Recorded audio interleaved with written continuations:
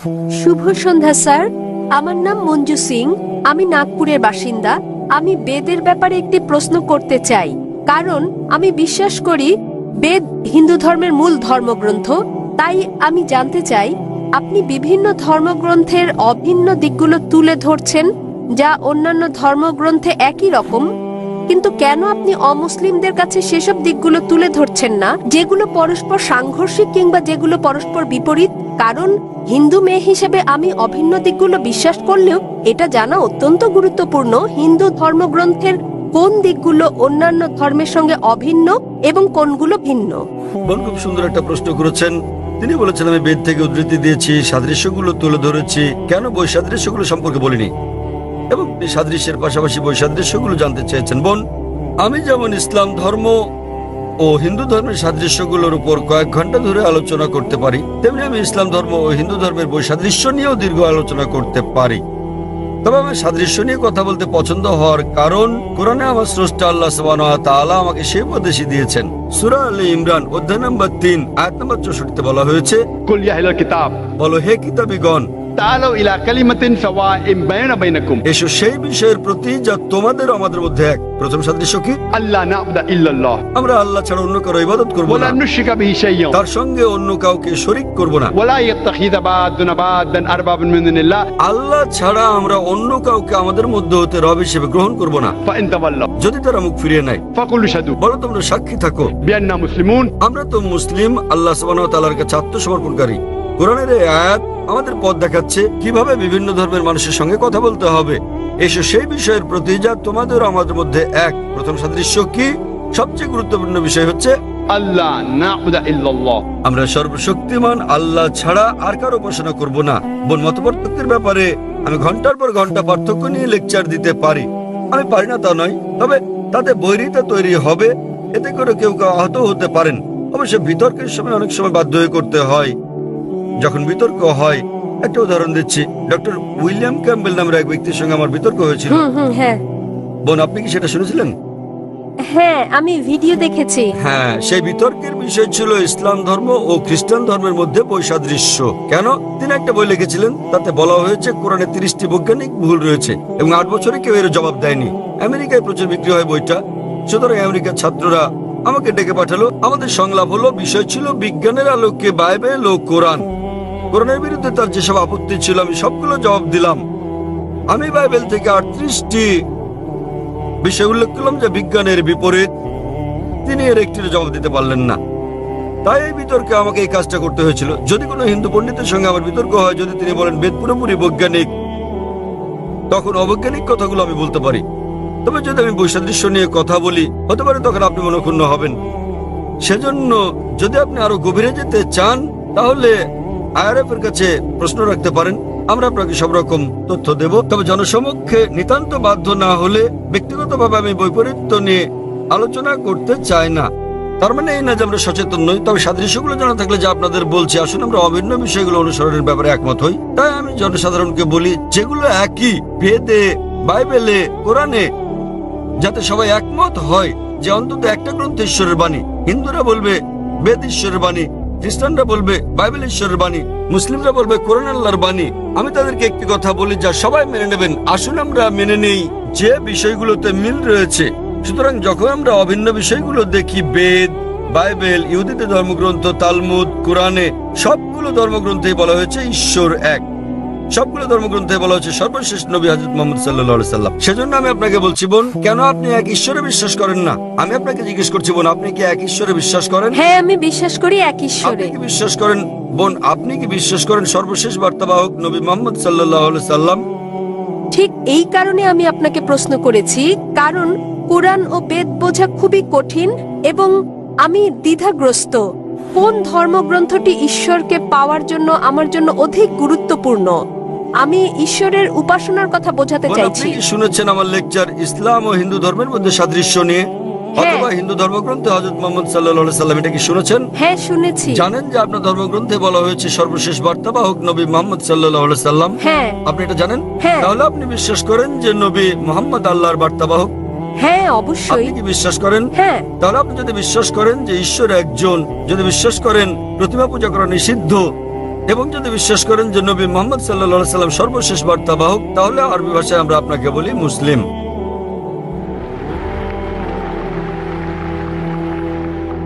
বোন, আপনি কি এক ঈশ্বরে বিশ্বাস করেন?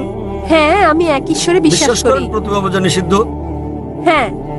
আপনি কি বিশ্বাস করেন ঈশ্বরের কোনো আকৃতি নেই?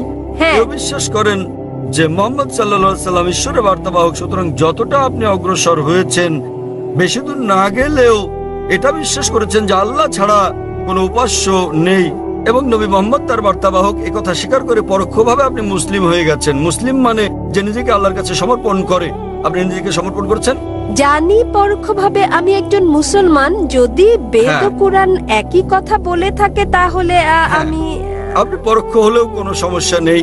পরোক্ষ হলেও স্বাগতম, প্রত্যক্ষ হন বা পরোক্ষ, আপনাকে আমরা স্বাগত জানাই। এখন আপনি জানেন কি কি অভিন্ন। এখন যদি বেদ বলে যে সর্বশেষ পয়গম্বর মুহাম্মদ সাল্লাল্লাহু আলাইহি সাল্লাম এবং তাকে অনুসরণ করেন, তাহলে আপনি নবী মুহাম্মদকে অনুসরণ করে পরোক্ষভাবে বেদকেই অনুসরণ করছেন। তাহলে আপনাকে জানতে হবে নবী মুহাম্মদ কি বলেছেন, তারপর আপনাকে পড়তে হবে হাদিস। তবে ধীরে ধীরে, তা আপনি এখন নার্সারিতে, তারপর জুনিয়র কেজি, তারপর সিনিয়র কেজি, তারপর প্রথম শ্রেণী, এভাবে দশম শ্রেণীতে উঠবেন। কিন্তু আপনি ভর্তি হয়েছেন কিনা আমি জানতে চাই। আপনি কি একমত যে আপনি মুসলিম? মুসলিম মানে যে নিজের ইচ্ছাকে আল্লাহর কাছে সমর্পণ করে দেয়। কেন এটা গুরুত্বপূর্ণ যখন কেউ এক ঈশ্বরে বিশ্বাস করে তাকে মুসলমান বলা? হ্যাঁ, কেন? মুসলিম মানে এমন ব্যক্তি নিজের ইচ্ছাকে যিনি আল্লাহর কাছে সমর্পণ করেন, এবং আল্লাহর কাছে আত্মসমর্পণের গুরুত্বপূর্ণ দিক হচ্ছে এক ঈশ্বরে বিশ্বাস করা, মূর্তি পূজা নিষিদ্ধ বিশ্বাস করা এবং নবী মুহাম্মদকে বার্তাবাহক বলে বিশ্বাস করা। যদি আপনি এই কথা বলেন, তার মানে আপনি নিজেকে সমর্পণ করতে সম্মত এবং এতে সময় লাগবে। এরপর আপনি স্ট্যান্ডার্ড 1-এ উঠবেন। ধীরে ধীরে আপনি জানতে পারবেন রোজা রাখার ব্যাপারে, দান করা, ডাকাতি না করা, চুরি না করা, এগুলো একে একে আসবে। কিন্তু আপনি সমর্পণ করতে সম্মত কিনা সেটা গুরুত্বপূর্ণ, এবং নবী মুহাম্মদের শিক্ষাগুলো মেনে চলতে সম্মত কিনা আপনার কাছে জানতে চাই আমি, বোন। হ্যাঁ, রাজি। তাহলে কি আপনি শাহাদা পাঠ করবেন? শাহাদা মানে আপনি আরবিতে বলবেন যে আল্লাহ ছাড়া কোনো উপাস্য নেই এবং নবী মুহাম্মদ তার বার্তাবাহক। হ্যাঁ, ঈশ্বর একজন এবং এবং এবং মহানবী মুহাম্মদ সর্বশেষ পয়গম্বর। মাশাআল্লাহ, মাশাআল্লাহ বোন, আপনাকে অভিনন্দন। আমি আরবিতে বলবো, আপনি আমাকে অনুসরণ করবেন। আপনি কি জানেন যা আপনি বলছেন সেটা সেই একই জিনিস? তবে আমি জানতে চাই বোন, কেউ কি আপনাকে বাধ্য করছে এটা বলতে? না, কেউ না। চাপ প্রয়োগ করছে? না, সম্পূর্ণ নিজের ইচ্ছায়। হ্যাঁ। ঠিক আছে বোন, আমি আরবিতে বলবো, আপনি শুনে বলুন। আশহাদু আশহাদু আল্লাহ আল্লাহ ইলাহা ইলাহা ইল্লাল্লাহ ইল্লাল্লাহ ওয়া আশহাদু ওয়া আশহাদু আন্না আন্না মুহাম্মাদান মুহাম্মাদান আবদুহু আবদুহু ওয়া রাসূলুহু। ওয়া রাসূলুহু। আমি সাক্ষ্য দিচ্ছি, আমি সাক্ষ্য দিচ্ছি আমি সাক্ষ্য দিচ্ছি যে কোনো উপাস্য নেই যে কোনো উপাস্য আল্লাহ নেই ছাড়া, আল্লাহ ছাড়া, এবং নবী মুহাম্মদ এবং নবী তার মুহাম্মদ উপর শান্তি বর্ষিত হোক তার উপর শান্তি হলেন বর্ষিত হোক, আল্লাহর বান্দা হলেন আল্লাহর এবং বান্দা আল্লাহর রাসূল। এবং আল্লাহর রাসূল। মাশাআল্লাহ, ধন্যবাদ। আপনাকে আমি অভিনন্দন জানাই বোন। এখন আপনি ইসলামে প্রবেশ করেছেন এবং ইনশাআল্লাহ আরো জ্ঞান অর্জন করে প্রথম স্ট্যান্ডার্ড, দ্বিতীয়, তৃতীয় স্ট্যান্ডার্ড শ্রেণীতে উঠবেন। ইসলামিক রিসার্চ ফাউন্ডেশনের বন্ধুদের সংস্পর্শে থাকুন এবং আপনাকে দিক নির্দেশনা দিতে আমাদের ভালোই লাগবে। আর যদি কোনো প্রশ্ন থাকে কোরআন সম্পর্কে, ইসলাম সম্পর্কে, আপনি করতে পারেন। হিন্দু ধর্ম সম্পর্কেও কোনো প্রশ্ন থাকলে করতে পারেন। জি, আপনাকে সুস্বাগতম বোন, এবং আমি আল্লাহ তাআলার কাছে দোয়া করি তিনি যেন আপনাকে জান্নাত দান করেন। ধন্যবাদ স্যার। মাঝের দিকের ভাইয়ের নিকট থেকে পরবর্তী প্রশ্ন, মাইক নম্বর 2। আসসালামু আলাইকুম, আমার নাম অজয়। আমার প্রশ্ন হচ্ছে, জান্নাতে যাবার জন্য ইসলাম গ্রহণ করা কি আবশ্যক?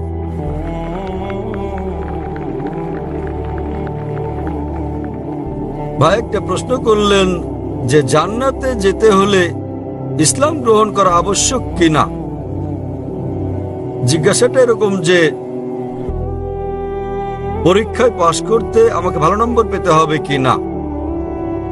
পরীক্ষায় পাশ করার জন্য আপনাকে ন্যূনতম 5 নম্বর পেতে হবে। জান্নাতে যাওয়ার জন্য প্রয়োজনীয় শর্তাবলীর কথা বলছে সূরা আল আসর অধ্যায় নম্বর 103 আয়াত নম্বর 1 থেকে 3 বলা হয়েছে, ওয়াল আসর ইন্নাল ইনসানা লাফি খুসর إلا الذين آمنوا وعملوا الصالحات وتواصوا بالحق وتواصوا بالصبر সময়ের শপথ, নিশ্চয়ই মানুষ ক্ষতির মধ্যে রয়েছে তারা বাদে যারা বিশ্বাস এনেছে, যারা সৎকর্ম করেছে, যারা সত্যের পথে মানুষকে আহ্বান করে এবং ধৈর্য ও অধ্যবসায়ের উপদেশ দেয়।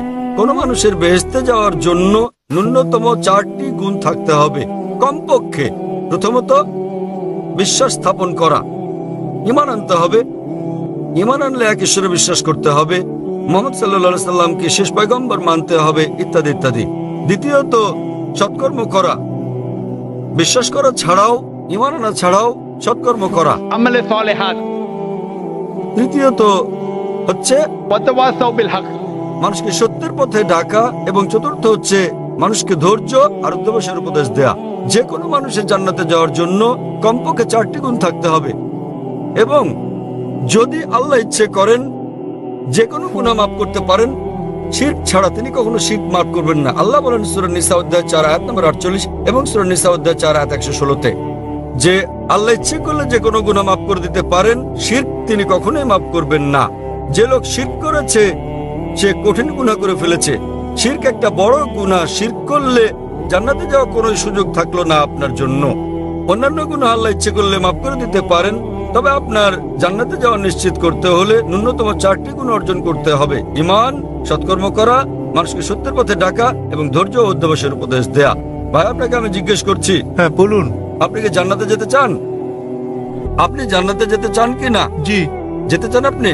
আমি এই জন্য বলছি, আমার অন্তর দিয়ে বলছি, আমাকে কলমা পড়িয়ে দিন। মাশাআল্লাহ, জান্নাতে যেতে চান ভাই, জান্নাতে যেতে চান এবং তিনি কলেমা পড়তে চান। কেউ কি আপনাকে ইসলাম গ্রহণ করতে জোর করছে ভাই? আচ্ছা, কেউ কোনো জোর করছে কি? কেউই না। আচ্ছা, করছে না। অর্থনৈতিক কোনো চাপ, টাকা পয়সার কোনো ব্যাপার? হ্যাঁ, না না, না। কেউ আপনাকে জোর করছে, জোর জবরদস্তি? কেউই না। আপনি আপনার অন্তর থেকে গ্রহণ করছেন? হ্যাঁ স্যার, ভালো ভালো কথা বলছে। ইসলাম আমার এই জন্য পছন্দ হয়েছে যে একজন ভগবান। মাশাআল্লাহ, ভাই বলছেন যে এমন সুন্দর সুন্দর কথা বলা হয়েছে ইসলামে, এবং ইসলাম ধর্মে ঈশ্বর এক, তাই ইসলাম গ্রহণ করতে চান। আপনি কি মানেন যে মূর্তি পূজা করা ভুল? হ্যাঁ। মূর্তি পূজা করা হ্যাঁ, ভুল। ভুল। আচ্ছা, আপনি কি মানেন যে মুহাম্মদ সাল্লাল্লাহু আলাইহি সাল্লাম শেষ পয়গম্বর? মুহাম্মদ সাল্লাল্লাহু আলাইহি সাল্লাম, মুহাম্মদ সাল্লাল্লাহু আলাইহি সাল্লাম আল্লাহর পয়গম্বর, এটাকে আপনি মানেন? মানি। মাশাআল্লাহ। তো ইনশাআল্লাহ আমি কলেমা পড়বো, আপনি হ্যাঁ। সেটা বলবেন, এবং ইনশাআল্লাহ দোয়া করবো আল্লাহ যেন আপনাকে জান্নাতবাসী করেন। হ্যাঁ, ধন্যবাদ। أشهد أشهد أن لا ألا إله إله إلا الله إلا الله وأشهد وأشهد أن أن محمدا محمدا عبده عبده ورسوله ورسوله আমি সাক্ষ্য দিচ্ছি আমি সাক্ষ্য দিচ্ছি যে আল্লাহ ব্যতীত যে আল্লাহ ব্যতীত কোনো মাবুদ নেই, কোনো মাবুদ নেই, এবং এবং মুহাম্মদ সাল্লাল্লাহু সাল্লাল্লাহু আলাইহি ওয়াসাল্লাম আলাইহি ওয়াসাল্লাম তার বান্দা এবং পয়গম্বর। মাশাআল্লাহ, আপনি স্যার, মুসলমান হয়ে গেছেন ভাই। স্যার, জি ভাই। আমার একটি ভালো নাম রেখে দিন। ভাই, আমাকে একটা নাম দিতে বলেছেন। মানুষের কাছে এক একটি নাম জিজ্ঞাসা করি, তারা আমাকে বলছে না। এখন আপনার নাম কি? আমার নাম অজয় কুমার। অজয় কুমার? হ্যাঁ। ভাই সাহেবের নাম অজয় কুমার, তো আমি একটা নাম দিচ্ছি।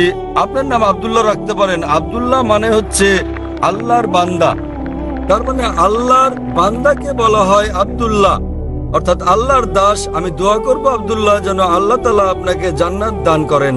আমিন। ধন্যবাদ। আমিন। আমি আপনার জন্য দোয়া কামনা করি, আপনাকে জান্নাতে যাওয়ার জন্য দোয়া কামনা করি। হ্যাঁ ভাই, নমস্তে। আমার নাম জেপি খার্গে। আমার প্রশ্নটি সংক্ষিপ্ত।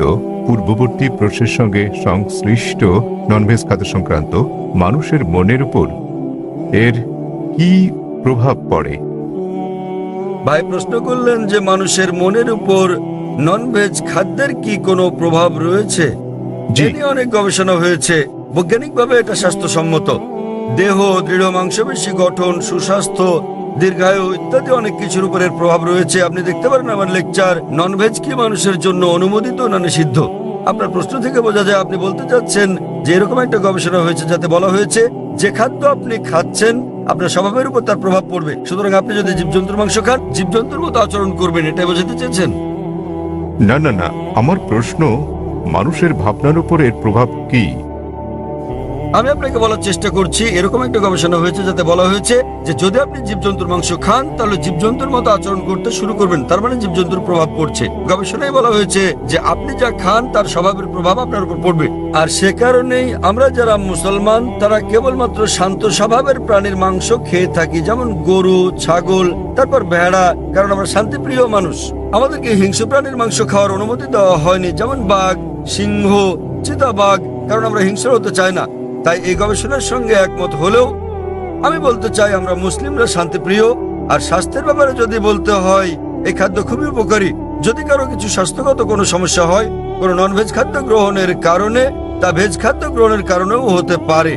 যে খাদ্য পৃথিবীতে সবচেয়ে বেশি মৃত্যুর কারণ তা হচ্ছে মদ। মদ কি ভেজ না ননভেজ ভাই? মদ কি ভেজ না ননভেজ? ভেজ। ভেজ। মদ কি করবেন। ভেজ না ননভেজ খাদ্য? আমি নিরামিষ খাদ্য প্রস্তুত করি। মদ কি ভেজ না ননভেজ ভাই? মদ কি ভেজিটেরিয়ান না নন ভেজিটেরিয়ান খাদ্য? ভেজ। ভেজ খাদ্য। বিশ্বের বেশিরভাগ মৃত্যুর ঘটনা ঘটে যে খাদ্য গ্রহণের ফলে, তা হচ্ছে নিরামিষ খাদ্য মদ খেয়ে। 2 নম্বরে বেশিরভাগ মৃত্যুর কারণ এটা হচ্ছে ধূমপান, তামাক দিয়ে ধূমপান। এটা ভেজ না নন ভেজ?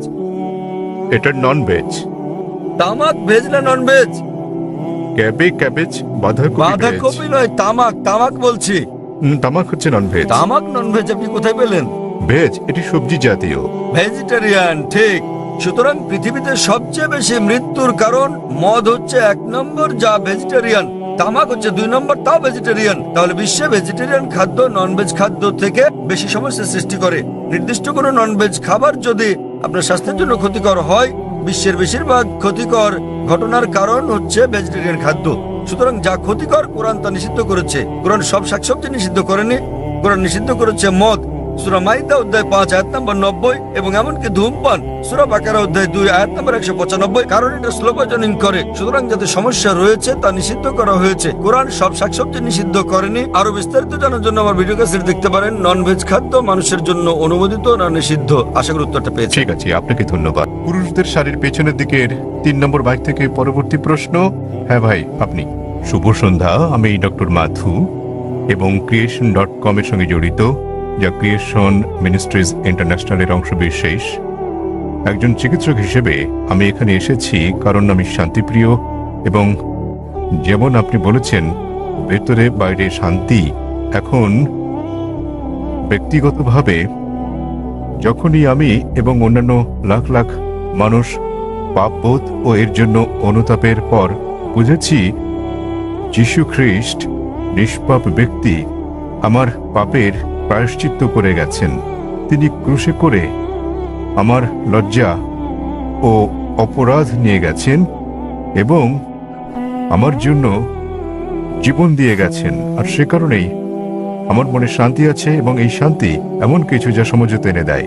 আমি জানতে চাই আপনি কি আমার এই শান্তি হরণ করতে চান? এমন এক শান্তি যা সমঝোতা আনে, পারবেন এর জবাব দিতে? ধন্যবাদ।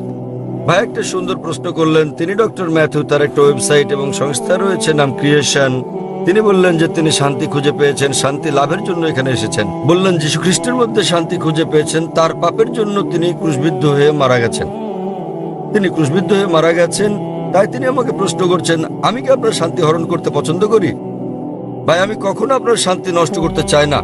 আমি আপনার মিথ্যে শান্তি নষ্ট করতে চাই এবং আপনাকে সত্যিকারের শান্তি দিতে চাই। আমি যীশু খ্রিস্টকে তার উপর শান্তি বর্ষিত হোক ভালোবাসি, তাকে শ্রদ্ধা করি এবং সম্মান করি। আমি জানতে চাই আপনিও কি যীশু খ্রিস্টকে ভালোবাসেন কি না? আপনার কাছে আমার একটা প্রশ্ন। জি। আপনি কি একমত? হ্যাঁ। বিশ্বাস করেন যীশু খ্রিস্ট ঈশ্বর? হ্যাঁ। ঠিক আছে ভাই, এবার হয় আপনি সত্যিকারের শান্তি নিন, নয় আমি আপনার শান্তি গ্রহণ করি। ঠিক? যদি আপনার শান্তি প্রকৃত শান্তি হয়, আমি আমার শান্তি ছেড়ে দিয়ে আপনার সঙ্গে যোগ দেব। ঠিক আছে। এখন আমাকে বললেন যীশু খ্রিস্ট তারপর শান্তি পরিষদ হোক ঈশ্বর। আমি চ্যালেঞ্জ করছি আপনাকে, পারলে বাইবেলের এমন একটা অনুচ্ছেদ দেখান স্পষ্ট করে বলা একটা অনুচ্ছেদ দেখান, একটা দ্ব্যর্থহীন ভাবে বলা অনুচ্ছেদ দেখান যেখানে যীশু খ্রিস্ট তার উপর শান্তি বর্ষিত হোক নিজে বলেছেন যে আমি ঈশ্বর অথবা আমার উপাসনা করো, তাহলে আমি খ্রিস্টান ধর্ম গ্রহণ করতে রাজি আছি। আপনি বললেন যিশু হলেন ঈশ্বর। মুসলিমদের যতটা সংশ্লিষ্টতা রয়েছে তাতে ইসলাম ধর্ম হচ্ছে একমাত্র খ্রিস্টান ধর্ম বিশ্বাস যাতে যীশু খ্রিস্টকে তার উপর শান্তি বর্ষিত হোক বিশ্বাস করতে বলা হয়েছে। কোন মুসলিমই মুসলিম হতে পারবে না যদি সে যীশু খ্রিস্টকে বিশ্বাস না করে। আমরা বিশ্বাস করি যে তিনি সর্বশক্তিমান ঈশ্বরের অন্যতম সেরা পয়গম্বর ছিলেন। আমরা বিশ্বাস করি যে তিনি মসীহ ছিলেন, মানে খ্রিস্ট ছিলেন। আমরা বিশ্বাস করি তিনি জন্ম নিয়েছিলেন অলৌকিকভাবে কোন পুরুষের সংস্রব ছাড়াই, যা অনেক আধুনিক খ্রিস্টানে বিশ্বাস করে না। আমরা বিশ্বাস করি যে তিনি ঈশ্বরের অনুমতিক্রমে মৃতকে জীবন দান করেছিলেন। আমরা বিশ্বাস করি যে তিনি ঈশ্বরের অনুমতিতে জন্মান্তর কুষ্ঠরোগীদের সুস্থ করেছিলেন। মুসলিম আর খ্রিস্টানরা এখানে একসঙ্গে চলছি, কিন্তু পার্থক্য আছে। যেমনটা আপনি বললেন যে বেশিরভাগ খ্রিস্টান বিশ্বাস করেন যে যীশু খ্রিস্ট নিজেকে ঈশ্বর দাবি করেছেন। পরিষ্কার করে বলা এমন একটিও উক্তি নেই সম্পূর্ণ বাইবেলে যেখানে যীশু খ্রিস্ট নিজেকে বলেছেন যে আমি ঈশ্বর কিংবা আমার উপাসনা করো। যদি এরকম উক্তি দেখাতে পারেন আমি খ্রিস্ট ধর্ম গ্রহণ করতে প্রস্তুত। যদি তিনি না বলে থাকেন তাহলে কেন আপনারা বিশ্বাস করেন তিনি ঈশ্বর? আর কোথায় যীশু খ্রিস্ট নিজে বলেছেন যে আপনাদের পাপ নিয়ে তিনি ক্রুশবিদ্ধ হয়ে মারা গেছেন? এই শিক্ষাটা হচ্ছে পলের।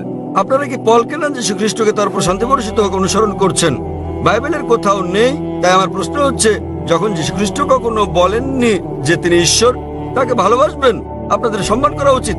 তিনি বলেন যখন তাকে জিজ্ঞাসা করা হলো, যা ছিল প্রথম উপদেশ, সেটা উল্লেখ আছে গসপেল অফ মার্ক অধ্যায় নম্বর 12 অনুচ্ছেদ নম্বর 29। তিনি বলেন, شما إسرائيلو أدنى حيث ما يخد শোনো হে ইসরায়েলগণ, আমাদের প্রভু ঈশ্বর হলেন এক ঈশ্বর। তিনি পূর্বসূরি মুসা আলাইহিস সালামের বাণীর আক্ষরিক পুনরাবৃত্তি করেন। তাই আমি আপনাকে বলছি, যদি আপনি যীশু খ্রিস্টের বাণীগুলো জেনে থাকেন, যদি আপনি বলেন যে খ্রিস্টান সেই ব্যক্তি যে যীশু খ্রিস্ট সাল্লাল্লাহু আলাইহি ওয়াসাল্লামের উপদেশ অনুসরণ করে, যেমন উল্লেখ রয়েছে বুক অফ এফিসিয়েন্স অধ্যায় নম্বর 5 অনুচ্ছেদ নম্বর 18, যে মদ পান করো না। এটা আরো উল্লেখ আছে বুক অফ প্রভাবস অধ্যায় নম্বর 20 অনুচ্ছেদ নম্বর 1। মদ হচ্ছে ব্যঙ্গকারী, প্রতারিতরা এটা গ্রহণ করে। আমরা মুসলিমরা মদ পান করি না, কিন্তু অনেক খ্রিস্টানই পান করে। এছাড়াও আমরা মুসলিমরা শুকরের মাংস খাই না, যেমন বাইবেলে উল্লেখ আছে বুক অফ লেভিটিকাস অধ্যায় নম্বর 11 অনুচ্ছেদ 7 ও 8, বুক অফ ডিউটেরোনমি অধ্যায় 14 অনুচ্ছেদ নম্বর 8, বুক অফ আইজায়া অধ্যায় নম্বর 65 অনুচ্ছেদ 2 থেকে 5। তোমরা শুকরের মাংস খাবে না। আমরা মুসলিমরা শুকরের মাংস খাই না, কিন্তু খ্রিস্টানদের বেশিরভাগই খায়। যীশু খ্রিস্টকে তার উপর শান্তি বর্ষিত হোক তার জন্মের 8ম দিনে খাতনা করা হয়েছিল। এটা আছে গসপেল অফ লুক অধ্যায় নম্বর 2 অনুচ্ছেদ নম্বর 21। আমরা মুসলিমরা খাতনা করি, কিন্তু বেশিরভাগ খ্রিস্টানই তা করে না। যদি খ্রিস্টান মানে এটা হয় যে ব্যক্তি যীশু খ্রিস্ট সাল্লাল্লাহু আলাইহি সাল্লামের বাণী অনুসরণ করে, তাহলে আমি গর্বের সাথে বলি মুসলিমরা খ্রিস্টানদের চেয়ে অনেক ভালো খ্রিস্টান। তাহলে কোথায় আপনারা যীশু খ্রিস্টের উপদেশ মেনে চলেন আর বলেন যে আপনারা তার উপাসনা করেন? তো ভাই, বাইবেলের এমন একটা অনুচ্ছেদ আপনি উল্লেখ করেন যেখানে যীশু খ্রিস্ট তার নিজের মুখে দ্ব্যর্থহীন ভাষায় বলেছেন যে আমি ঈশ্বর কিংবা আমার উপাসনা করো। ডক্টর জাকির নায়েক, জি ভাই। আমার প্রশ্নটি ছিল শান্তির ওপর, এবং আমার সেই শান্তি রয়েছে। আমি কোনো কিছু প্রমাণ কিংবা আপনার সঙ্গে ভিন্নমত পোষণ করার জন্য কিছু মুখস্থ রাখতে কিংবা বলতে আসি। ভাই, আমি যা বলতে চাই তা হচ্ছে শান্তি, যা আমার বিশ্বাস থেকে এসেছে। কারণ আমরা সবাই পাপী এবং আমাদের পাপ মোচনের জন্য ত্যাগ স্বীকার করা প্রয়োজন। তবে তা আমাদের কাজের মাধ্যমে নয়, বরং এটা বিশ্বাস করার মাধ্যমে যে ঠিক আছে, যীশু খ্রিস্ট আমার পাপের প্রায়শ্চিত্ত করে গেছে। ভালো। তাহলে আপনি একমত যে যীশু খ্রিস্ট সব মানুষের পাপ মোচন করে গেছেন। আপনি কি ব্যাপারে একমত? হ্যাঁ, যারা তাকে বিশ্বাস ঠিক করে। আছে, তাহলে ধরুন আপনার মতো একজন খ্রিস্টান যে যীশু খ্রিস্টকে বিশ্বাস করে, সে আপনার স্ত্রীকে ধর্ষণ করলো, তাহলে কি সে স্বর্গে না নরকে যাবে? মাফ করবেন, যদি একজন খ্রিস্টান এসে আপনার স্ত্রীকে ধর্ষণ করে, যে বিশ্বাস করে যীশু খ্রিস্ট তার পাপের জন্য মারা গেছেন, তাতে যে পাপই করুক না কেন তার পাপ মোচন হয়ে গেছে। যীশু খ্রিস্ট যদি তার পাপের জন্য মারা গিয়ে থাকেন, এর অর্থ সব খ্রিস্টান পুরুষরা নারী ধর্ষণ করলে কোনো পাপ হবে না? কখনোই না। কেন কখনো নয়? আপনি তো বললেন, যদি আপনি কোনো বলেছেন, ব্যক্তি- আপনি তো বললেন ভাই, আপনি বললেন আপনার কর্ম আপনাকে স্বর্গে নেবে না, এটা আপনার বিশ্বাস। তাহলে যদি বিশ্বাস করেন যীশু খ্রিস্ট আপনার পাপের জন্য মারা গেছেন, যদি ধর্ষণ করেন, ডাকাতি করেন, যদি অন্য মানুষকে নির্যাতন করেন, তাহলে কি আপনি স্বর্গে যেতে পারবেন? সে খ্রিস্টানই নয়, যদি সে এমন কাজ করে, সহজ কিন্তু ব্যাপার। তিনি তো যীশু খ্রিস্টকে বিশ্বাস করেন, এমন খ্রিস্টান অনেককে না। আমি চিনি। এর মানে এটা ভুল ধারণা, ঠিক আছে? বাইবেলে লেখা আছে ঠিক। এমনকি শয়তানরাও যীশু খ্রিস্টকে বিশ্বাস করে, কিন্তু তারা তাকে অনুসরণ করে না। ঠিক, ঠিক আছে, তারা অনুসরণ করে না। আপনি কি যীশু খ্রিস্ট সাল্লাল্লাহু অনুসরণ করেন? জি। আপনার কি খতনা করানো হয়েছে? তাহলে না, আমাকে খতনা করা তাহলে হয়নি। কেন আপনি যীশু খ্রিস্টকে অনুসরণ করেন না? যীশু খ্রিস্টকে 8ম দিনে খতনা করানো হয়েছিল। আপনি একজন ডক্টর, জি। ঠিক? আপনি জানেন খতনা স্বাস্থ্যগত দিক দিয়ে কত সেটা উপকারী। আমার হাতে ছিল না, তাহলে সেটা ছিল কেন আমার আপনি পিতামাতার হাতে। তো এখনো আপনি করতে পারেন, কোনো সমস্যা নেই। অবশ্যই। আপনি চাইলে সাহায্য করবো আমি। 1 নম্বর পয়েন্ট। 2 নম্বরটা হচ্ছে, আপনি কি শুকরের মাংস খান ভাই? না। কেন আপনি শুকরের মাংস খান না? ওল্ড টেস্টামেন্টে তা উল্লেখ আছে, ঠিক। এবং ঈশ্বর তা উল্লেখ আপনি কি করেছেন। মাদক সেবন করেন? আপনি কি মদ পান করেন? না। ভালো। আপনি কি বিশ্বাস করেন যীশু খ্রিস্ট ঈশ্বর? যিশু ঈশ্বর, যিনি মানুষরূপে পৃথিবীতে এসেছিলেন। কোথায় এটা উল্লেখ আছে বাইবেলের কোন অনুচ্ছেদে আমাকে বলেন? বাইবেলের কোন অনুচ্ছেদে? হ্যাঁ, বাইবেলের কোন অনুচ্ছেদে? কোন অনুচ্ছেদে কোথায় যীশু খ্রিস্ট নিজে বলেছেন যে তিনি ঈশ্বর? ধরেন যদি কেউ আপনাকে ঈশ্বর বলে, আপনি কি বিশ্বাস করবেন আপনি ঈশ্বর? কেউ যদি আমাকে ঈশ্বর বলে, আমি তা বিশ্বাস করব? এই বিষয়টা মনে রাখা দরকার। যীশু খ্রিস্ট কখনো নিজেকে ঈশ্বর দাবি করেননি। প্রকৃতপক্ষে আপনি গসপেল অফ ম্যাথিউ অধ্যায় নম্বর 19 অনুচ্ছেদ 16 ও 17 দেখবেন, এক ব্যক্তি যীশু খ্রিস্টের কাছে এসে বলল, ও গুড মাস্টার, কি ভালো কাজ করলে আমি অনন্ত জীবনে প্রবেশ করতে পারবো? তখন যীশু খ্রিস্ট তারপর শান্তি পরিশুদ্ধ হোক বললেন, কেন তুমি আমাকে ভালো বলছো ঈশ্বরকে বাদ দিয়ে? কেন তুমি আমাকে গুড বলছো? একটি মাত্র গুড আছে, আর তা স্বর্গের ঈশ্বর। এবং তুমি যদি অনন্ত জীবন পেতে চাও, তাহলে উপদেশ বাণী মেনে চলো। তিনি কখনোই বলেননি যদি স্বর্গে যেতে চাও তোমরা আমাকে ঈশ্বর বলে বিশ্বাস করো। তিনি কখনো বলেননি যে তোমরা বিশ্বাস করো আমি তোমাদের পাপের জন্য মারা গেছি। তিনি বলেছেন যদি স্বর্গে যেতে চাও তাহলে উপদেশ বাণী মেনে চলো। আর এই উপদেশগুলো কি? ডাকাতি করো না, তোমরা মদ খেও না, প্রতিবেশীর স্ত্রীর প্রতি লালসা করো না। উপদেশ অনুযায়ী কাজ করলে তা তোমাকে স্বর্গে পৌঁছে দেবে। যীশু খ্রিস্ট কখনোই বলেননি যে তিনি ঈশ্বর ছিলেন। তাহলে আপনারা কেন বলছেন যে যীশু খ্রিস্ট তারপর শান্তি পরিষদ হোক ঈশ্বর? আপনারা তার মানে মানছেন না। আমি বলিনি যে যিশু ঈশ্বর, আমি বলেছি আমার মনে শান্তি আছে এবং এই শান্তি ভাগ করে নিতে চাই। ভাই, অনেক মানুষ আছে শয়তানের পূজা অর্চনা করার একটা দল আছে, আপনি কি জানেন? আপনি কি ব্যাপারে শয়তানের সচেতন? পূজা অর্চনা করার অনেক ঠিক, দল। তাই তারা শয়তানের পূজা করে শান্তি পায়, তবে তা মিথ্যে শান্তি। তাই তো আপনাকে মিথ্যে শান্তি থেকে বের করে নিয়ে এই সত্যিকারের শান্তি দিতে চাই আমি। আপনি যাকে শান্তি বলছেন সেটা প্রকৃত শান্তি নয়। আপনি একটা ভুয়া ঈশ্বরের উপাসনা করছেন। যীশু খ্রিস্ট তারপর শান্তি পরিষিত হোক কখনো বলেননি তিনি ঈশ্বর। সুতরাং আপনি ভুল ঈশ্বরের উপাসনা করছেন এবং আপনি ভুয়া শান্তিতে আছেন। যেমন কিছু মানুষ শয়তানের পূজা করেও তারা ভাবে যে তারা সঠিক পথে আছে। আমি আপনাকে এই ভুয়া শান্তি থেকে বের করে নিয়ে আসল শান্তির পথে আনতে চাই, কারণ আমি নিজেকে একজন খাঁটি খ্রিস্টান ভাবি। যদি খ্রিস্টান মানে এমন ব্যক্তি হয় যিনি যীশু খ্রিস্ট বা ঈসা আলাইহিস সালামের বাণী মেনে চলেন, তাহলে আমি খ্রিস্টানদের চেয়ে বড় খ্রিস্টান। আপনি কি জানেন যীশু খ্রিস্ট তারপর শান্তি পরিষিত হোক বলেন গসপেল অফ জন অধ্যায় নম্বর 16 অনুচ্ছেদ 12 থেকে 14, তোমাদেরকে আমার অনেক কিছু বলার আছে, কিন্তু তোমরা এখন তা সহ্য করতে পারবে না। যখন সত্যের আত্মা আসবেন তিনি তোমাদের সত্যের দিকে নিয়ে যাবেন। তিনি তোমাদেরকে ভবিষ্যতের নিদর্শন দেখাবেন, আমাকে গৌরবান্বিত করবেন। যীশু খ্রিস্টের পর কোন নবী ঈসা আলাইহিস সালামকে যীশু খ্রিস্টকে গৌরবান্বিত করেছেন? তিনি নবী মুহাম্মদ সাল্লাল্লাহু আলাইহি সাল্লাম। তাহলে নবী মুহাম্মদের আগমনের পূর্বাভাস, ভবিষ্যৎবাণী রয়েছে বাইবেলে, এমন অনেক উদ্ধৃতি রয়েছে। আপনার কাছে প্রশ্ন, কেন যীশু খ্রিস্ট বা ঈসা আলাইহিস সালামের নির্দেশগুলো মানেন না এবং কেন নবী মুহাম্মদ সাল্লাল্লাহু আলাইহি সাল্লামকে অনুসরণ করেন না? তাহলে আপনি কেমন খ্রিস্টান? আপনি কি বোঝাতে চেয়েছেন যে আমি খ্রিস্টানদের শিক্ষা অনুসরণ করি মোটেই না? তা নয়, আমি রেফারেন্স দিয়ে উদ্ধৃতি দিচ্ছি। বাড়ি ফিরে গিয়ে আপনি বাইবেল দেখেন রেফারেন্স সহ। আমি সত্যিকারের খ্রিস্টান, আপনি খ্রিস্টান নন। যাচাই করা সহজ ভাই। সহজ, খুব সহজ। আপনি যা বলছেন আমি তা উদ্ধৃতি দিয়ে বলছি, আপনি একটি উদ্ধৃতিও দিতে পারেননি। আমি খ্রিস্ট ধর্মবেত্তাদের চ্যালেঞ্জ করছি। আমি খ্রিস্ট ধর্মবেত্তাদের যে কাউকে চ্যালেঞ্জ করছি। আপনাদের ধর্মবেত্তাদের নিয়ে আসুন। যদি আপনি বলেন যে আপনার ধর্ম সম্পর্কে জ্ঞান নেই, তাহলে আপনার ধর্মবেত্তাদের নিয়ে আসুন, বিশ্বের শ্রেষ্ঠ, এবং আমরা সংলাপে বসবো। নিশ্চয়। তবে সে ব্যক্তিকে হতে হবে বিজ্ঞ, রাস্তাঘাটে জনতন লোক নয়, এমন ব্যক্তি যিনি মানুষকে আকৃষ্ট করতে পারেন, এমন ব্যক্তি যিনি পড়াশোনা করেছেন। আপনি ভারতের মধ্যে, বিশ্বের মধ্যে যিনি সবচেয়ে ভালো তাকে নিয়ে আসুন, আমরা সংলাপ করব। এবং আপনি তাকে প্রশ্ন করতে পারেন। আমি যেসব প্রশ্ন করছি সেগুলো তাকে জিজ্ঞেস করুন যে বাইবেলের কোথায় উল্লেখ করা আছে কোন দ্ব্যর্থহীন উক্তি যেখানে যীশু খ্রিস্ট বা ঈসা আলাইহিস সালাম নিজে বলেছেন যে আমি ঈশ্বর অথবা আমার উপাসনা করো। আমি জাকির নায়েক অবিলম্বে আপনার এই কথা মেনে নেব। আপনি যদি বাইবেলের যে কোনো সংস্করণ থেকে দেখাতে পারেন কোন দ্ব্যর্থহীন উক্তি, কোন সুস্পষ্ট উক্তি যেখানে যীশু খ্রিস্ট বা ঈসা আলাইহিস সালাম নিজে বলেছেন যে আমি ঈশ্বর কিংবা আমার উপাসনা করো, তাহলে আমি তাকে ঈশ্বর মানব। তবে এমন একটি উক্তি নেই। সুতরাং আপনারা যা করছেন তা হচ্ছে যীশু খ্রিস্টের উপদেশগুলো আপনারা অনুসরণ করছেন না। এটা হচ্ছে চার্চের শিক্ষা, যীশু খ্রিস্টের তারপর শান্তি পরিষদ হোক নয়। তাই আমি আপনাকে অনুরোধ করি ভাই, দয়া করে মিথ্যা শান্তি ত্যাগ করুন এবং সত্যিকারের শান্তি গ্রহণ করুন। সত্যিকারের শান্তি হচ্ছে ঈশ্বরের কাছে আত্মসমর্পণ করা। সেই ঈশ্বর যিনি যীশু খ্রিস্ট বা ঈসা আলাইহিস সালামকে সৃষ্টি করেছেন, কোনো ভুয়া দেবতা নয়। যীশু খ্রিস্ট বা ঈসা আলাইহিস সালাম ঈশ্বরের একজন পয়গম্বর ছিলেন, ঈশ্বর ছিলেন না। আশা করি উত্তরটা পেয়েছেন। শুভ সন্ধ্যা স্যার, আমার নাম সিমি। আমার প্রশ্ন, ইসলামে কেন নারীদেরকে তাদের স্বামীকে তালাক দেওয়ার অনুমতি দেয়া হয়নি? বোন প্রশ্ন করলেন যে কেন নারীদেরকে স্বামীকে তালাকের অনুমতি দেওয়া হয়নি। তালাক প্রসঙ্গে বলতে গেলে বোন বিস্তৃতভাবে আপনি তালাককে 5 ক্যাটাগরিতে ভাগ করতে পারেন। একটা হচ্ছে স্বামী এবং স্ত্রীর পারস্পরিক সম্মতিতে, এটা প্রথম ক্যাটাগরি। দ্বিতীয় ক্যাটাগরি স্বামীর ইচ্ছায় একতরফাভাবে। তৃতীয় ক্যাটাগরি যদি নিকাহনামায় উল্লেখ করা হয়ে থাকে, একজন নারী যখন একজন পুরুষকে বিয়ে করেন তখন যদি তিনি চুক্তির মধ্যে এটা উল্লেখ করেন। কোরআনে কর্তৃত্ব পুরুষকে কেন দেওয়া হয়েছে এ ব্যাপারে আমি পরে আলোচনা করব। তবে নিকাহনামায় যেহেতু বিয়ে হচ্ছে একটা বৈবাহিক চুক্তি, একজন নারী যে কোনো শর্ত জুড়ে দিতে পারেন, এ ব্যাপারে নিষেধ নেই কোরআনে।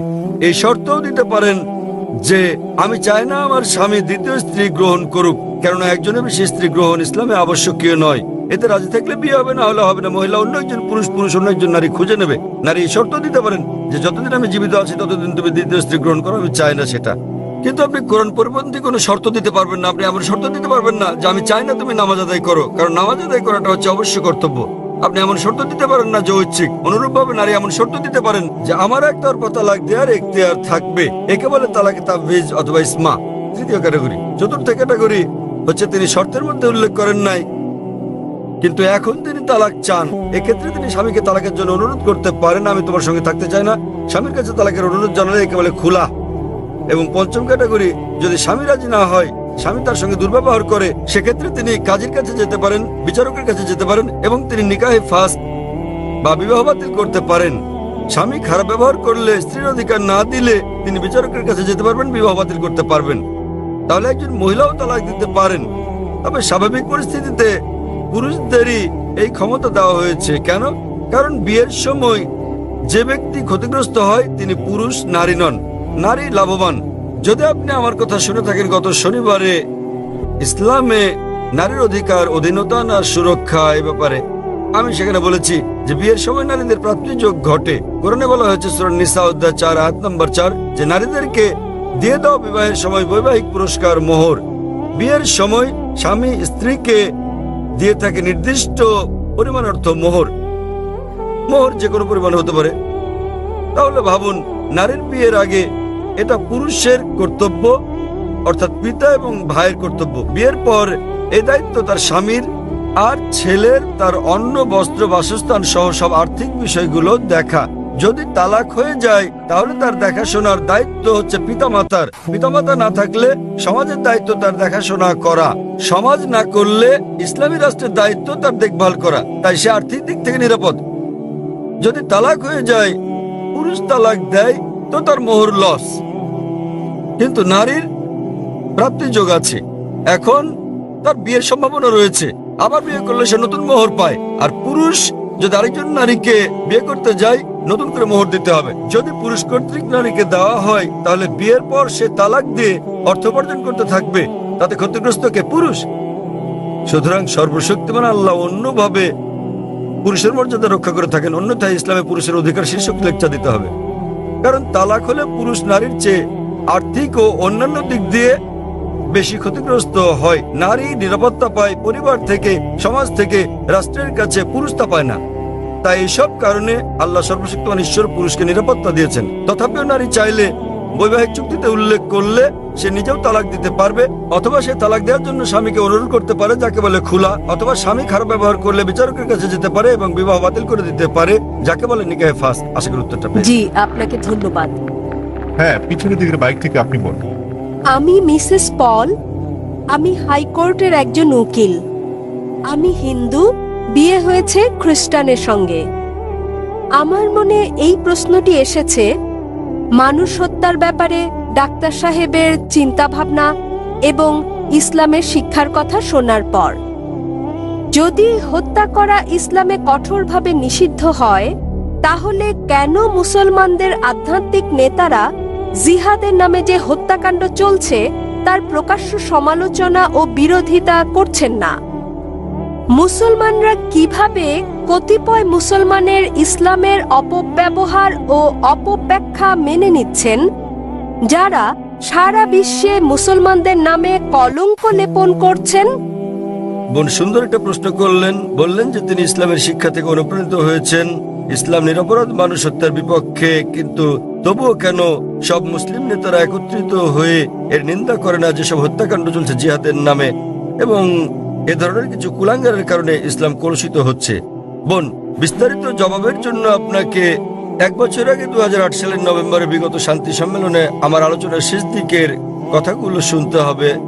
দ্বিতীয় আন্তর্জাতিক শান্তি সম্মেলনে আমার শেষ বক্তব্যটার বিষয় ছিল মিডিয়া এবং ইসলাম, যুদ্ধ না শান্তি। প্রধানত যারা দোষী তারা হচ্ছে মিডিয়া। মিডিয়ায় কোনো সম্প্রদায়ের কুলাঙ্গারদের খুঁজে বের করে এবং তাদেরকে এমনভাবে তুলে ধরে যেন তারাই হচ্ছে অনুসরণীয় মুসলিম। এটাই হচ্ছে মিডিয়া। তাই মিডিয়ায় যে আপনারা দেখছেন সেগুলো ঘটনার বাস্তব চিত্র নয়। কোরআনে পরিষ্কারভাবে বলা হয়েছে, সূরা মাইদা অধ্যায় 5 আয়াত 32, যে যদি কেউ কোনো মানুষকে হত্যা করে, হোক মুসলিম বা অমুসলিম, সেটা যদি হত্যার অপরাধ বা দেশে বিশৃঙ্খলা সৃষ্টির অপরাধে না হয়, তাহলে সে যেন সমগ্র মানবজাতিকে হত্যা করলো। এবং যদি কেউ কোনো মানুষের জীবন রক্ষা করে, তাহলে সে যেন পুরো মানবজাতিকে রক্ষা করলো। সুতরাং কোনো নিরপরাধ মানুষকে হত্যা করা হচ্ছে পাপ ইসলামে। এটা কেবল পাপই না, এটা সমগ্র মানবজাতিকে হত্যা করার মতো পাপ। তাই যারা হত্যাকাণ্ড ঘটায়, বিভিন্ন ঘটনা ঘটে, রাস্তা দিয়ে চলার সময় বোমা বিস্ফোরণ ঘটে ইত্যাদি, নিরপরাধ মানুষকে হত্যা করা সম্পূর্ণ নিষিদ্ধ। এটা অত্যন্ত পরিষ্কার। এবং যখন আমি গিয়েছিলাম ইউএসএ, যখন গিয়েছিলাম ইউকে, যে মুসলিম সংগঠনগুলো রয়েছে তারা নিন্দা জানিয়েছে। আপনারা জানেন লন্ডনে পাতাল রেল স্টেশনে বোমা বিস্ফোরণ ঘটেছিল, আমরা তার নিন্দা জানিয়েছি। আমি ইউএসএ গিয়েছি, দেখেছি যে মুসলিম সংগঠন 9/11 ঘটনা নিন্দা জানিয়েছে। আমি তাদের সঙ্গে একমত, আমি একমত। 9/11 যে ঘটেছিল, কয়েক হাজার মানুষ নিহত হয়েছিল, এটা নিন্দনীয় কাজ। কে এটা করেছে আমি জানি না, আমি বলছি না যে মুসলিমরা করেছে, এটা হচ্ছে মিডিয়া। তারা বলছে কোনো প্রমাণ নেই, কোনো প্রমাণ নেই। কিন্তু যে করুক না কেন, ইন্টারনেটে ঢুকলে আপনি দেখবেন অনেক প্রামাণ্য চিত্র আছে যাতে দেখানো হয়েছে যে এটা সরকারের কাজ, অভ্যন্তরীণ ষড়যন্ত্র। জর্জ বুশ করেছে, এটা আমি জানি না কে করেছে। তবে যেই করুক, 9/11 টুইন টাওয়ারে বোমা হামলার ঘটনায় হাজার হাজার নিরপরাধ মানুষ হত্যা করা, এটা নিন্দনীয়। 50 জনের বেশি মানুষ মারা গেছে লন্ডনের পাতাল রেল বোমা হামলার ঘটনায়, সেটাও নিন্দনীয়। 2 বছর আগে জুলাই মাসে বোম্বেতে ট্রেনে যে বোমা হামলার ঘটনা ঘটে, সেখানে 100-রও বেশি মানুষ নিহত হয়, এটাও নিন্দনীয়। কিন্তু এখানেই থামলে চলবে না। একইভাবে আমি আফগানিস্তানে হাজার হাজার মানুষ হত্যারও নিন্দা জানাই, নিন্দা করি। ইরাকে হাজার হাজার মানুষ হত্যার, ফিলিস্তিনে হাজার হাজার মানুষ হত্যার নিন্দা করি। আমি একে শ্বেত সন্ত্রাসবাদ বলি। আপনারা জানেন তারা কি করছে? তারা ক্ষেপণাস্ত্র পাঠাচ্ছে, তারা পাঠাচ্ছে বোমা। আপনারা জানেন ফিলিস্তিনিরা তারা লড়াই করছে ইটপাটকেল দিয়ে, আর তাদেরকে বলা হচ্ছে সন্ত্রাসী। আপনারা জানেন আমেরিকা বোমা পাঠাচ্ছে, প্যাট্রিয়ট ক্ষেপণাস্ত্র, গুচ্ছ বোমা পাঠাচ্ছে। এই গুচ্ছ বোমা যখন কোথাও পড়ে, তখন এটা অনেকগুলো বোমায় বিভক্ত হয়। এভাবে হাজার হাজার আফগানকে হত্যা করা হচ্ছে। কিন্তু কেন? এটা কাপুরুষোচিত কাজ। সেজন্য সমাপনী বক্তৃতায় আমি বলেছিলাম গত কয়েক শতাব্দীর সবচেয়ে বড় সন্ত্রাসী জর্জ বুশ। 1 নাম্বার, জর্জ বুশের মতো এত মানুষ আর কেউ হত্যা করেনি। এখন তিনি আর ক্ষমতায় নেই। ইরাকে তিনি ওষুধের ওপর নিষেধাজ্ঞা আরোপ করেন এবং জর্জ বুশের কারণে ইরাকের 5 লাখ শিশু নিহত হয়। আমরা ভালো করে জানি। এমনকি যদি একমত হয়ে যায় সেখানে একজন লোক লুকিয়ে আছে, এই লোকটি যে বিন লাদেন, তার তো কোনো প্রমাণ নেই। যদি তিনি লুকিয়েও থাকেন, ভাবুন সেক্ষেত্রে আপনি একজন মানুষের জন্য হাজার হাজার মানুষকে হত্যা করছেন। এটা দুঃখজনক। আমরা দেখতে পাচ্ছি যে এটা মিডিয়া তুলে ধরছে। মিডিয়া যা তুলে ধরছে তা হচ্ছে মুসলিমরা এই কাজ করেছে। আমি জানি বোন, কুলাঙ্গার আছে, আমাদের সম্প্রদায়ে কুলাঙ্গার আছে, সব সম্প্রদায় তো কুলাঙ্গার রয়েছে। ভারতীয় মিডিয়া কাশ্মীর নিয়ে কথা বলে, কতবার বলেছে আসাম নিয়ে, নকশাল মাওবাদীদের নিয়ে। আপনি জানেন ভারতের জন্য সবচেয়ে বড় হুমকি হচ্ছে মাওবাদীরা। তারা কি করছে? তারা থানায় বোম মারছে, তারা পুলিশ হত্যা করছে। ভারতের বেশিরভাগ হত্যাকাণ্ডই ঘটায় মাওবাদীরা, কমিউনিস্টরা, এলটিটি, হিন্দুরা। কিন্তু কে তাদেরকে বলছে হিন্দু সন্ত্রাসী? আপনি আসামে গেলে দেখবেন খ্রিস্টান সন্ত্রাসী। হিন্দুরা যখন সন্ত্রাস করে তখন আপনারা বলেন এলটিটিই, লিবারেশন তামিল টাইগার্স ইলম। আপনি যুক্তরাজ্যে গেলে দেখবেন আইআরএ, আইরিশ রিপাবলিকান আর্মি, তারা ক্যাথলিক। প্রোটেস্ট্যান্ট আর ক্যাথলিকদের মধ্যে বিস্তর তফাৎ রয়েছে। কেউ তাদেরকে ক্যাথলিক সন্ত্রাসী বলছে না কেন? তাহলে আমরা কি দেখছি? কোন ধর্ম নিরপরাধ মানুষকে হত্যা করতে শেখায় না, কিন্তু মুসলিমদের চেয়ে অমুসলিমরা বেশি নিরপরাধ মানুষকে হত্যা করছে। তথাকথিত মুসলমান যারা নিরপরাধ মানুষকে হত্যা করে তারা আসলে মুসলিম নয়, তারা কোরআন এবং নবীর শিক্ষা অনুসরণ করে না। কিন্তু মিডিয়া কি করছে, তারা এইসব কুলাঙ্গারদের খুঁজে বের করে তাদেরকে অনুসরণীয় মুসলিম হিসেবে তুলে ধরছে। তাই প্রথমে দোষ দিতে হবে মিডিয়াকে। মিডিয়া বানাতে পারে কালোকে সাদা, দিনকে রাত, হিরোকে ভিলেন, ভিলেনকে হিরো। আপনি আমার লেকচার শুনতে পারেন সন্ত্রাস কি মুসলিমদের একচেটিয়া, তাহলে বিস্তারিত জানতে পারবেন ইনশাআল্লাহ। ধন্যবাদ। শুভ সন্ধ্যা স্যার। Good evening. আমার নাম রাহুল গাওকার এবং আমি একজন ছাত্র। আমি ইসলাম ধর্ম সম্পর্কে আপনার কাছে জানতে চাই, অন্যান্য মুসলমানদের তুলনায় কেন শিয়া মুসলমানদের কম গুরুত্ব দেয়া হয়। আমি আমার এক মুসলমান বন্ধুর কাছে শুনেছি তাদেরকে শিয়া পরিবারের পানীয় পান করার অনুমতি দেয়া হয় না। পানীয় না, ঠিক আছে। আমি আসলে জানতে চাই, এও বলা হয়ে থাকে যে ইরাকে সাদ্দাম হোসেন যা করেছেন, তিনি রাসায়নিক গ্যাস প্রয়োগ করেছেন, তিনি শিয়াদের উপর নৃশংসতা চালিয়েছেন, যা দ্বিতীয় বিশ্বযুদ্ধের সময় ইহুদিদের উপর হিটলারের নির্যাতনের সঙ্গে তুলনীয়। তাহলে এটিকে কি আপনি অবিচার মনে করেন না? আমি আরো জানতে চাই, প্রকৃতপক্ষে পূর্বে শিয়ারা ইসলাম ধর্মে যে ভুল করেছে তারা আজও তার প্রায়শ্চিত্ত করে যাচ্ছে কিনা। ভাই প্রশ্ন করলেন যে শিয়াদের কেন নিচ বললে গণ্য করা হয়, তারা কি অপরাধ করেছে, সাদ্দাম হোসেন কেন তাদেরকে হত্যা করেছে, যেমন জার্মানিতে হিটলার রাসায়নিক অস্ত্র দিয়ে ইহুদিদের হত্যা করেছে ইত্যাদি। ভাই ইসলামে কোনো শিয়া সুন্নি নেই, কোনো শিয়া সুন্নি নেই ইসলামে। অনেক লোক আছে। আমি উত্তরটা দেই, আমি উত্তর দেব। আপনার প্রশ্নের উত্তর দেওয়ার পর আপনি বলবেন। ইসলামে কোনো শিয়া সুন্নি নেই। কোরআনে বলা হয়েছে সূরা আলে ইমরান অধ্যায় 3 আয়াত নম্বর 103, ওয়াতাসিমু বিহাবলিল্লাহি জামিআ ওয়া লা তাফাররাকু। তোমরা আল্লাহর রজ্জু শক্ত করে ধরো এবং পরস্পর বিচ্ছিন্ন হও না। আমাদেরকে আল্লাহর রজ্জু ধরতে হবে, এটা কোরআন এবং নবী মুহাম্মদ সাল্লাল্লাহু আলাইহি ওয়াসাল্লামের সহিহ হাদিস। যদি আপনি এই রজ্জু ধরেন তাহলে আপনি খাঁটি মুসলিম। ইসলামে শিয়া সুন্নি নেই এবং ইসলামে কোনো ভাগ নেই। কোরআন বলছে সূরা আনাম অধ্যায় নম্বর 6 আয়াত নম্বর 159, হে নবী, নিশ্চয়ই যারা খণ্ড বিখণ্ড করেছে, অনেক দল করেছে ইসলাম ধর্মকে, তাদের সাথে আপনার কোনো সম্পর্ক নেই। আল্লাহ বিচার দিবসে তাদের ব্যাপারটা দেখবেন। এবং আমাদের নবী মুহাম্মদ সাল্লাল্লাহু আলাইহি ওয়াসাল্লাম বলেছেন যে মুসলিমদের মধ্যে 73টি দল হবে, এর মধ্যে কেবলমাত্র একটি দল যাবে জান্নাতে। সাহাবাগণ জিজ্ঞেস করলেন কোন দলটি? যারা অনুসরণ করবে আমাকে এবং আমার সাহাবীদের, যারা কোরআন এবং নবীর সহিহ হাদিস মেনে চলবে তারা। সুতরাং কোরআন বলছে ধর্মকে খণ্ড বিখণ্ড করো না। আমাদের নবী বলেন, এমনকি কোরআনে বলা হয়েছে কিছু লোক থাকবে তারা দল সৃষ্টি করবে। কতটা? 73টা। যে দল সঠিক পথে থাকবে তারা বিভাজন সৃষ্টি করবে না। সুতরাং যে কেউ নিজেকে মুসলিম ছাড়া অন্য কিছু বললেও শব্দটি হবে মুসলিম। মুসলিম মানে যে নিজের ইচ্ছাকে আল্লাহর কাছে সমর্পণ করেছে। নবী কি ছিলেন? তিনি শিয়া ছিলেন না সুন্নি ছিলেন? তিনি কি ছিলেন? তিনি ছিলেন মুসলিম। এবং এর আগে আমি বোনকে যে জবাব দিয়েছি তাতে ছিল সূরা আলে ইমরান অধ্যায় 3 আয়াত নম্বর 64 বলা হয়েছে, ওয়াকুলু শাদু বিআন্না মুসলিমুন। সাক্ষী থাকো যে আমরা মুসলিম। বিচার করার জন্য আপনি কি করবেন মুসলিমরা ঠিক না ভুল পথে চলছে? আপনি দেখবেন কোরআন। মোহাম্মদ, জাকির, সুলতান, আব্দুল্লাহ, যে কোনো নাম হোক, কোনো সমস্যা নেই। নিজেকে পরীক্ষা করতে বলেন। যদি সে কোরআন এবং নবীর নির্ভরযোগ্য বাণী, বুখারী, মুসলিম ইত্যাদি অনুসরণ করে তাহলে সে খাঁটি মুসলিম। যদি সে নবীর প্রকৃত শিক্ষার বাইরে যায়, বুখারী, মুসলিম এবং অন্যান্য সহিহ হাদিসের বাইরে যায় এবং কোরআনের বিপক্ষে যায়, তাহলে সে প্রকৃত মুসলিম নয়। প্রকৃত মুসলিম হচ্ছে সে যে মেনে চলে কোরআন এবং নবী মুহাম্মদ সাল্লাল্লাহু আলাইহি সাল্লামের যথাযথ শিক্ষা।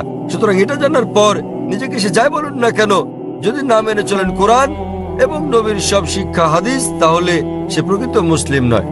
আপনার প্রশ্নের দ্বিতীয় অংশ, সাদ্দাম হোসেন।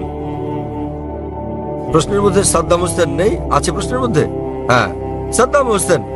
সাদ্দাম হোসেন শিয়াদের হত্যা করেন।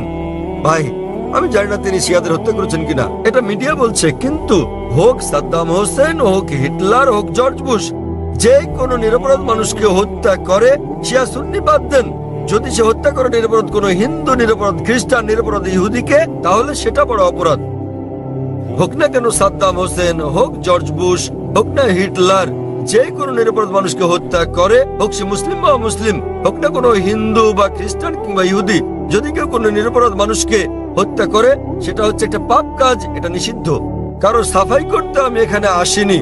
তাতে হোক তার নাম জর্জ বুশ, হিটলার, সুলতান, আব্দুল্লাহ, টম, ডিক, হ্যারি বা যে কেউ, যে কোনো নির্দোষ মানুষকে হত্যা করা সবার জন্য নিষিদ্ধ। আশা করি উত্তরটা পেয়েছেন। স্যার তার মানে আপনি বলতে চান আমাদের শিয়া সুন্নি কিংবা বহুরি মুসলিমে বিশ্বাস করা উচিত নয়, আমি তা স্যার? বলছি না। কোরআন কোন শিয়া সুন্নি নেই, কোরআনে কোরআনে মানে কোনো স্যার বহরি নেই। এখানে অনেক মসজিদ আছে, অনেক মসজিদ। তাহলে আপনি তাদেরকে বলেন, তাদের জিজ্ঞেস করেন শিয়া কথাটা কোথায় আছে কোরআনে, তাকে জিজ্ঞেস করেন বহরি কোথায় আছে কোরআনে। স্যার এটা আমার কলেজ বান্দ্রায় স্যার আমি অধ্যয়ন করছি। সুতরাং তারা মেনে চলছে না। আপনাকে যা করতে হবে তা হচ্ছে তাদের জিজ্ঞেস করেন তারা কি মোহাম্মদ সাল্লাল্লাহু আলাইহি সাল্লামের শিক্ষা অনুসরণ করে চলছে, তারা কি আল্লাহ সুবহানাহু ওয়া তাআলার শিক্ষা অনুসরণ করছে। আল্লাহ কোরআনে বলেছেন সূরা আনাম অধ্যায় নম্বর 6 আয়াত নম্বর 159, যারা সৃষ্টি করেছে বিভক্তি ইসলাম ধর্মে, তাদেরকে আপনার কিছু করার নেই। ইসলাম ধর্মে বিভক্তি সৃষ্টি করা এটা হচ্ছে হারাম। ভালো মুসলমান হতে হলে আপনাকে আল্লাহর রজ্জু শক্ত করে ধরতে হবে, এটা বলা আছে কোরআনে। সুতরাং কাউকে আব্দুল্লাহ সুলতান এরকম নামে ডাকলেই সে জান্নাতে যেতে পারবে না, বরং সেজন্য স্রষ্টা সর্বশক্তিমান আল্লাহর নির্দেশ পালন এবং নবী মুহাম্মদ সাল্লাল্লাহু আলাইহি সাল্লামের শিক্ষা অনুসরণ করতে হবে। ভাই আপনাকে একটা প্রশ্ন করি, একটা প্রশ্ন। আপনি শিয়া সুন্নি নিয়ে খুবই উদ্বিগ্ন, জানতে চাচ্ছি সেটা কেন? স্যার অনেক কিছু আমার বন্ধুরা। না না, আপনি কি ইসলাম কবুল করতে চান? তারপরে কোন দলে যাবেন ভাবছেন? স্যার আমি মানে আমি আপনাকে জিজ্ঞেস করছি, জি আপনি কি ইসলাম কবুল করতে চান আর ভাবছেন শিয়া না সুন্নিতে যোগ দেবেন? তাই স্যার না না, আমি ইসলাম কবুল করতে চাচ্ছেন না। স্যার এখানে অনেক ধর্ম আছে, ইসলাম ধর্মের অনেক ভাগ আছে। কোনো বিভক্তি নেই ইসলামে। ইসলামে কেবল একটি শব্দ আছে মুসলিম। আপনাকে যে যাই বলুক, হ্যাঁ হ্যাঁ, আপনাকে তারা বলেনি যে কোরআন বলেছে। আমি আপনাকে রেফারেন্স দিচ্ছি।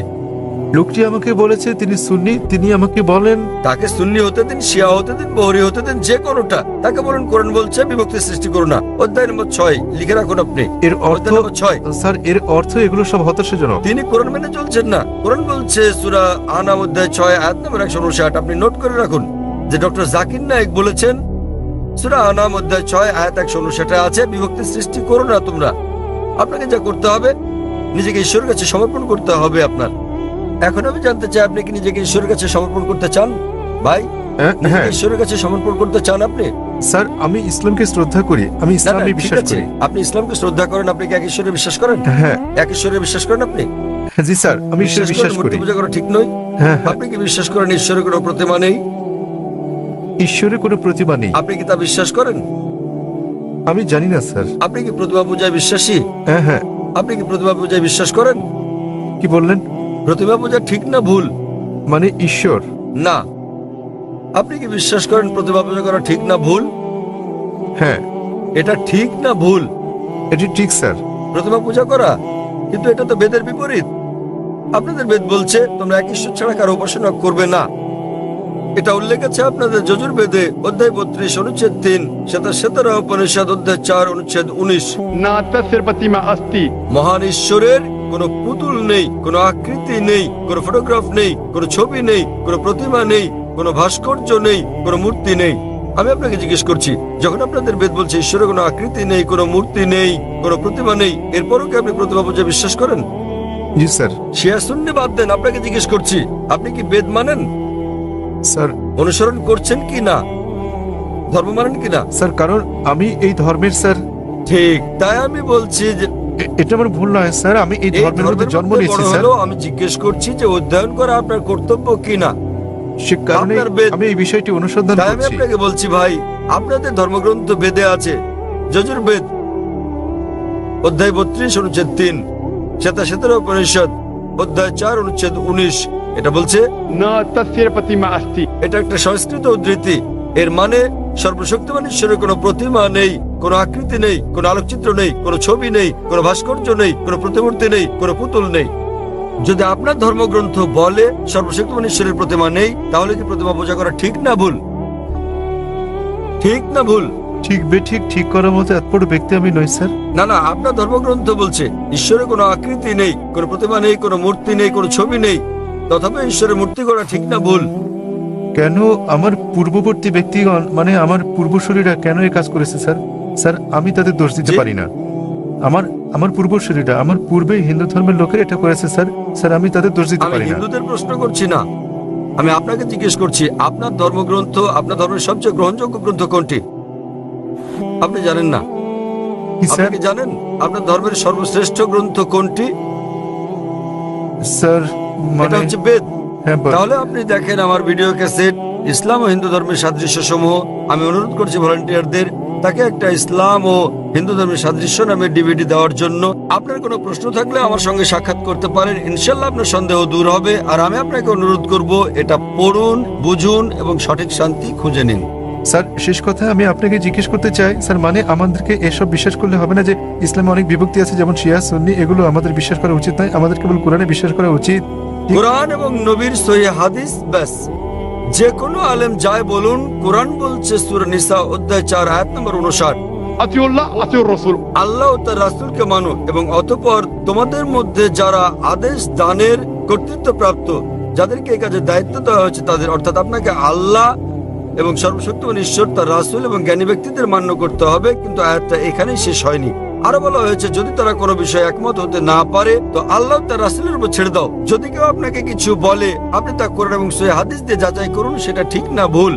এ কারণে যে কোনো আলেম যাই বলুক না কেন তার কোনো মূল্য নেই ইসলামে। স্যার, সেখানে আমাদের বিষয় হচ্ছে আল্লাহ সর্বশক্তিমান ঈশ্বর ও তার বার্তাবাহক। কোন আলেম কিছু বললে তা যদি কোরআন এবং সহিহ হাদিসের সঙ্গে মিলে তো আমরা গ্রহণ করি, আর যদি কোরআন হাদিসের বিপরীতে হয় তা প্রত্যাখ্যান করি।